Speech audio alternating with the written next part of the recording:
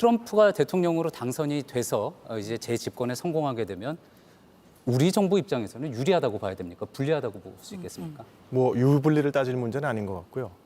미국의 새 정부가 들어서거나 아니면 우리나라의 새 정부가 들어서거나 한미 간에는 아주 정책을 재조정해야 되는 그런 과정을 거칩니다. 예. 이번에도 뭐 특히 많은 정책이 바뀔 것 같아서 한미 그 양국 정부 간에 그런 과정을 거쳐야 될 것 같은데 예. 그래서 분명히 도전이 많을 겁니다. 예. 도전이 많겠지만 뭐 지난 70년 동안 우리가 그런 도전을 극복하고 한미 동맹을 강화해 왔지 않습니까? 네. 이번에도 그렇게 할 수 있을 것이라고 생각합니다. 예. 사실 바이든 네. 정부와 여러 가지 이제 케미를 강조하면서 한미 동맹이 상당히 어떤 새로운 단계에 접어든 건 사실이고요. 예를 들어서 핵협의 그룹을 만들었다든지 아니면은 또 한미일이 같이 캠프 데이비드에서 정상회담을 한다든지 여러 가지 외교적인 성과가 있지 않았습니까? 그러면서 특히 이제 바이든 대통령과의 케미가 민주당 정부와의 케미가 굉장히 좋았다. 네. 그렇게 강조를 해왔는데 네. 어떨까요? 만약에 트럼프 재집권 후에 이전 정부의 흔적 지우기에 나선다 그러면 우리 정부 입장에서는 좀 어려움이 예상된다고 볼 수 있지 않을까요? 그러니까 분명히 그런 부분도 있을 겁니다. 예. 하지만 제가 최근에 이제 그 트럼프 1기 행정부에서 국가안보보좌관을 했던 그 오브라이언 전 국가안보보좌관을 만났거든요. 네. 예. 그래서 이제 한미일 삼자 협력에 대해서 트럼프가 대통령이 돼도 계속 할 거냐 물어보니까 오브라이언 보좌관 그렇게 얘기하더라고요. 아니 이거는 트럼프 1기에서 다 기초를 놓은 것이다. 지금 많은 이제 한미 동맹에서의 성과를 트럼프 측에서는 자기들이 시작한 거라고 생각하는 게 꽤 있습니다. 예. 그래서 그런 건 살려가고 그다음에 정책을 바꿔가야 되는 부분에 있어서는 저희가 새로운 조정을 해가고 그렇게 하면 될 것 같습니다. 네. 예. 한미 간의 뭐 정책의 재조정이 있을 것이고 도전을 맞이할 수 있다라고 의원님 말씀하셨는데 교수님 동의하십니까? 어떠세요? 특히 외교안 보면에서. 뭐, 예. 제 생각에는 기본적으로 미국의 대통령이 누가 되든 예. 한미동맹의 기조나 역사, 뭐 서로에 대한 필요성 이런 측면에서 볼 때 그런 것들은 굳건하다. 일단 그런 바탕 위에서 우리가 미국을 인식해야 될 필요성이 있고요. 그다음에 이제 어떤 특정 미국 정권과의 어떤 케미를 이제 말씀하셨는데 뭐 그런 것들은 사실 뭐 충분히 있을 수 있고 다만 이제 국가 대 국가로서 우리가 한미 동맹이라든지 혹은 뭐 한미 통상 문제라든지 여러 가지 등등에 있어서 한 가지 재미있는 것은 이제 미국이 이번에 트럼프를 선택함으로써 미국이 사실은 급격하게 거의 완벽하게 변했다라고 하는 차원을 좀 우리가 이해를 할 수 있을 것 같아요. 그러니까 예를 들면 이제 미국이 변한 거에 대해서 우리가 어떤 대응책을 세워야 하는지에 대해서 제가 정말 면밀하게 검토하고 분석해야 되는데 오히려 트럼프의 미국이 예. 트럼프의 재등장이 우리로 하여금 그런 기회를 주는 걸 수도 있다. 예. 그러니까 너무 우리가 부정적으로만 예. 너무 이렇게 암울하게 생각할 것이 아니고 아무래도 좀 부정적으로 생각하는 그런 그렇게 돼 기류가 있는데, 많다고 봐야 되겠죠. 네, 그렇게 돼 있지만 어떻게 보면 미국이 이제 트럼프의 재등장으로 완전히 변했다는 것을 확인한 마당에 예. 우리가 어떻게 하면 미국을 좀 더 잘 이해하고 더 나은 대책을 세울 것인가에 대해서 예. 우리로서도 어떻게 보면 숙제를 받은 것인데 예. 숙제를 미룰 것이냐, 숙제를 잘할 것이냐의 예. 기로에 있어서는 저는 숙제를 잘 하는 것이 필요하다고 생각합니다. 네. 실제로 이번에 이 한반도를 둘러싼 역학이 어떻게 바뀔지 외교 안보 정책 얘기를 좀 더 해보려고 하는데 일단 리포트를 하나 보고 오겠습니다. 그 미국 대통령 단선인의 윤곽이 차차 드러나고 있는 가운데 이 세계 각국의 외교전은 이미 시작이 된 느낌입니다. 미국 대통령 당선인은 관례적으로 전통적인 우방인 캐나다나 영국 등과 가장 먼저 통화를 했습니다. 예, 8년 전 트럼프 대통령 당선 때는 아베 신조 당시 일본 총리가 이제 미국으로 날아가서 첫 면담을 했었죠. 그러면서 여러모로 이제 외교가에도 화제가 됐었는데요. 이번에는 어떻게 될지 윤세민아 기자가 정리를 해봤습니다. 이른바 1착으로 불리는 미국 대통령 당선인과의 첫 통화 자리를 두고 각국의 외교전은 이미 시작됐습니다. 워싱턴 정가의 외교관은 물론 당선인 측근의 개인 연락처를 확보하기 위한 인맥이 총동원됩니다.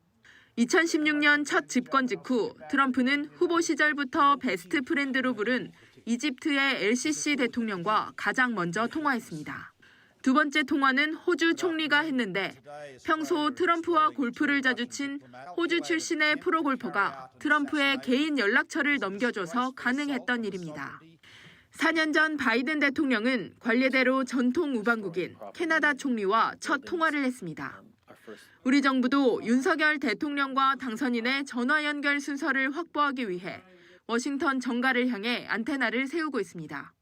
정부 고위 관계자는 윤곽이 드러나는 대로 가능한 가장 빠른 시점에 통화 연결이 가능하도록 여러 채널을 가동 중이라고 말했습니다.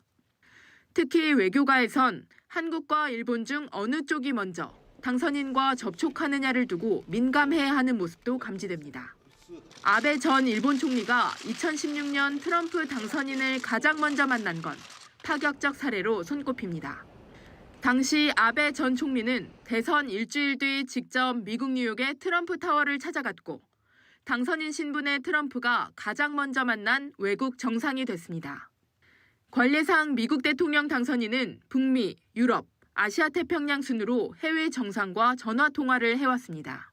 하지만 일본보다 한국 정상이 먼저 연결되지 말란 법도 없다는 게 외교가의 관측입니다. 2016년 트럼프, 2020년 바이든 모두 한국 대통령보다 일본 총리와 먼저 전화 통화를 가졌습니다. JTBC 윤세민입니다. 예, 아마도 2016년 트럼프 대통령이 처음 당선됐을 때는 트럼프 대통령이 당선될지 아무도 몰랐기 때문에 트럼프 대통령과 연결이 될 수 있는 연락처를 찾는 것만 해도 굉장히 고생을 했다. 이런 이야기가 이제 외교가에 있는데요. 2024년은 당연히 좀 다르겠죠, 김건희 의원님? 예, 지금은 그 사이에 우리 공간 채널이나 아니나 통해서 이제 양쪽을 다 잘 접촉해 왔던 걸로 알고 있고요. 그래서 예. 소통의 문제는 없는 것 같은데 다만 저렇게 순서를 정해서 가장 먼저 통화를 해야 되겠다든가 그런 거에서는 우리가 좀 벗어나면 좋겠습니다. 예. 굳이 어느 나라보다 먼저 했다. 저도 그렇게 크게 의미가 있는 것 같지는 않습니다. 얼마나 내실 있는 이야기를 직접 나누느냐가 중요한 걸 텐데요. 특히 이제 아베 신조 총리 같은 경우에는 먼저 가서 직접 만나기도 했지만 또 트럼프 전 대통령과 같이 골프 라운드를 하면서 그런 일화도 있잖아요. 벙커에서 이렇게 넘어지면서 또 굉장히 화기애애한 분위기를 맞아요. 만들기도 했다 그랬는데 어떻습니까? 윤석열 대통령 같은 경우에는 어떻게 접촉을 하고 또 트럼프 이제 재집권을 하게 된 트럼프와 어떤 관계를 유지하는 게 첫인상을 주는 게 중요하다고 볼 수 있을까요? 물론 이제 양국 관계에서 정상 간의 케미스트리가 중요하긴 중요합니다. 그렇지만 기본적으로 가장 중요한 거는 양국의 이익이 얼마나 서로 윈윈 할 수 있느냐, 그게 중요한 거고 예. 지금 현재 한미는 상당한 정도로 이익을 공유하는 관계에 있습니다. 이미 이제 우리가 그린필드 투자로 하면 세계에서 1위거든요. 미국에 하는.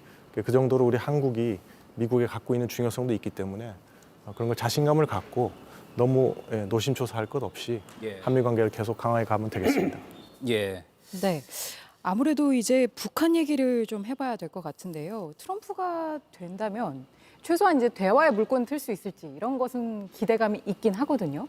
교수님은 어떻게 보고 계십니까? 사실 일기 때만 해도 물론 회담은 성사가 2번이 됐지만 막판에 사실 어그러진 측면이 있고 이번도 당연히 말은 하겠다고 하지만 이게 과연 성공적으로 이루어질 수 있을지 이 부분이 관건인데요. 그러니까 2016년 상황과 지금 2024년 상황 가운데 국제 정세가 많이 바뀌고 또 북한의 핵 능력 고도화 이런 어떤 객관적인 여건이 많이 바뀐 건 사실인데 예. 이번 지금 맥락에서는 이제 트럼프한테 남아 있는 임기가 4년이고 예.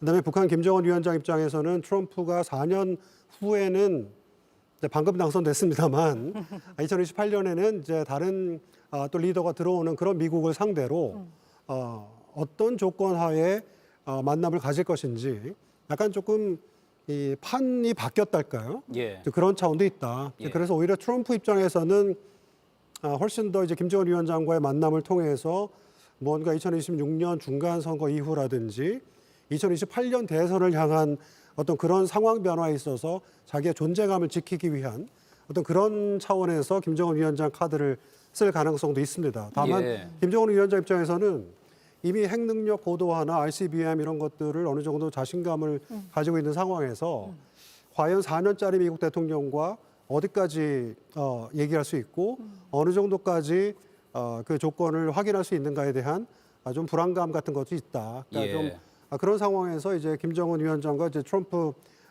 미국 대통령 간의 어떤 그 회담의 내용도 달라질 수 있는데 저희가 이제 그 사이에서 어떤 입장을 견지하느냐가 예. 물론 중요하겠지만 사실은 트럼프 대통령의 어떤 미국 국내 정치적 계산, 예. 북한 김정은 위원장의 어떤 핵과 관련된 군사 안보적 전략 이런 것들보다도 예.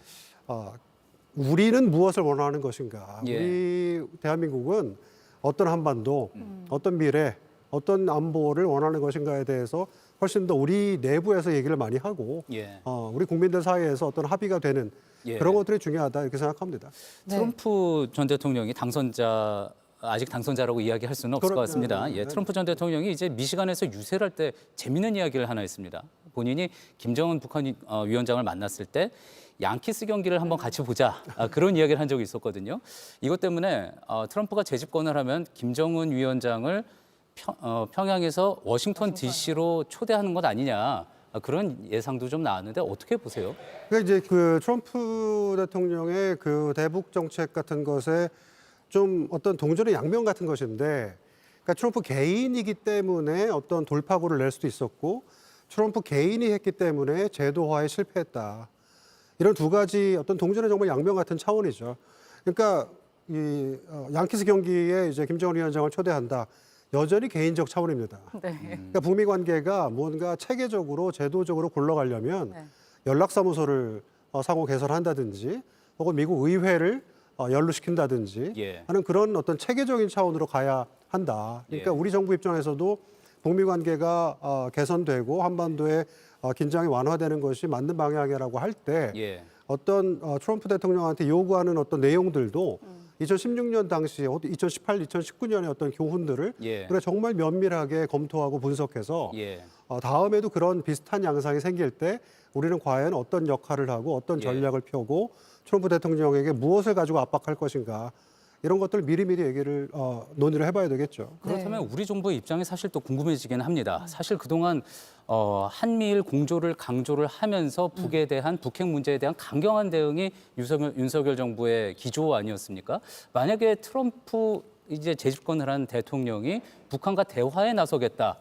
그렇게 되면 일각에서는 결국 미국이 북한과 직접 이야기를 하고 남한은 소외되는 이른바 통미봉남이 가능하지 않겠느냐 그런 우려가 나오는 것도 사실이거든요. 어떻습니까, 김건희 의원님?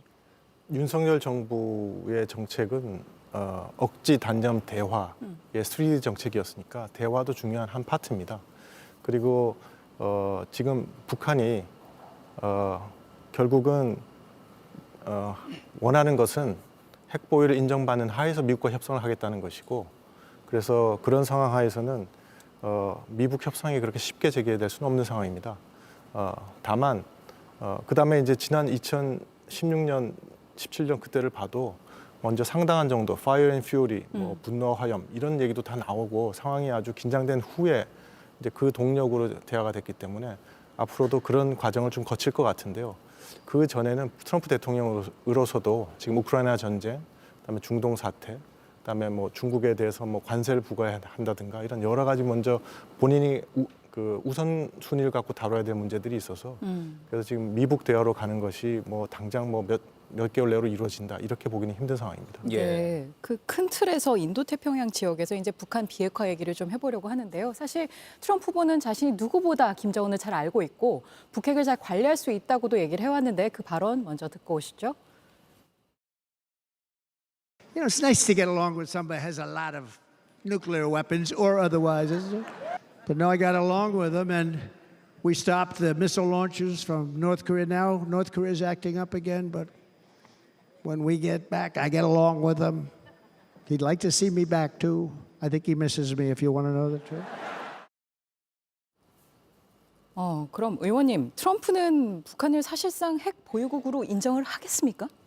그럴 가능성은 별로 없다고 생각합니다. 예. 왜냐하면 지난 2017년, 18년의 대화도 김정은이 먼저 완전한 비핵화에 관심이 있다. 그거를 하겠다고 해서 지금 시작된 과정이었습니다. 지금도 만약에 이제 김정은의 입장이 지금 계속 하는 것처럼 우리를 사실상 핵 보유국으로 인정하라. 그러면 뭘 시작하겠다. 뭐 이런 거라면 사실 미국으로서도 대화 시작은 어려운 상황입니다. 예. 자, 그러면 이제 한미 방위비 분담금 협상 또 이야기해 보지 않을 수 없습니다. 지금 정부가 이제 한미 간에 일찍 시작을 해서 협상을 일찍 시작해서 그 결과가 또 나왔잖아요. 근데 하지만 이제 트럼프가 재집권을 하게 되면 이건 구속력이 있는 게 아니기 때문에 언제라도 이건 그냥 다 갈아엎겠다, 다시 하겠다, 우리는 올리겠다 이런 이야기 할 수 있다는 우려도 나왔었잖아요. 어떻게 보십니까? 기본적으로 그렇습니다. 왜냐하면은 이거는 뭐 영어 표현에 Special Measures Agreement라 그래서 예. Agreement라고 하는 거는 행정부끼리 합의이기 때문에 행정부가 바뀌면 이전 행정부의 합의를 얼마든지 뭐 번복하거나 취소하거나 탈퇴할 수 있는 경우를 트럼프 오바마 시대 우리가 봤었죠. 파리 기후 협정이라든지 이란 핵 협정, 그다음에 TPP 등등에서 우리가 이미 확인을 했던 것이고 예.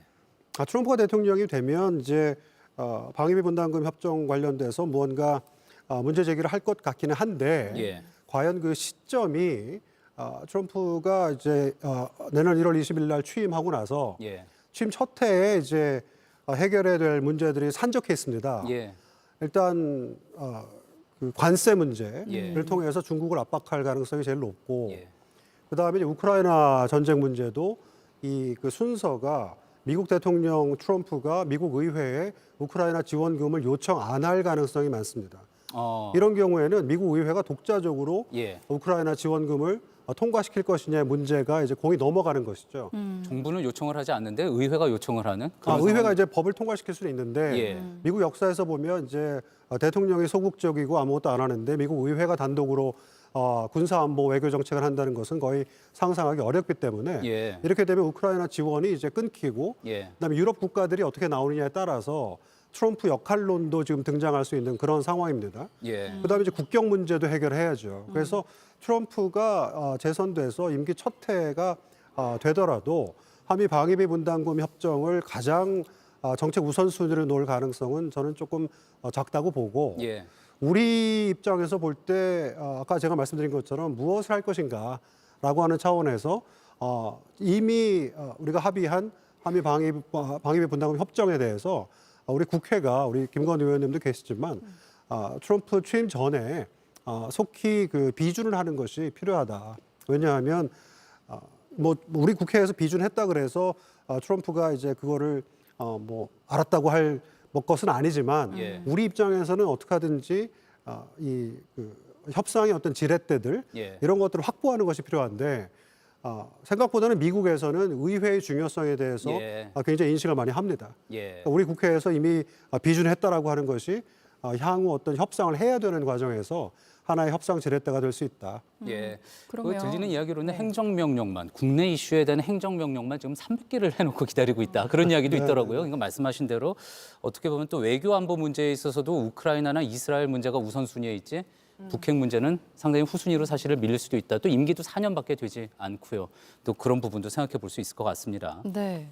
그 지금 말씀 중에 그러니까 취임 전에 비준을 하면 구속력이 생긴다라는 말씀으로 이해할 수 있을까요? 아니요. 그게 아니라 이제 어차피 구속력은 이건 행정부 합의이기 때문에 우리나라 국회가 비준한다고 해서 트럼프가 시비를 못 건다 이런 것은 절대 아니고 다만 우리가 이제 트럼프가 나중에 취임해서 우리 정부에 방위비 분담금 협상 새로 하자라고 할 때 우리 정부가 할 수 있는 여러 가지 방어할 수 있는 여러 가지 얘기 중에 우리 국회가 이미 비준을 완료했다라고 하는 얘기를 할 수 있다는 정도 그런 차원이죠. 측면에서요. 예. 알겠습니다.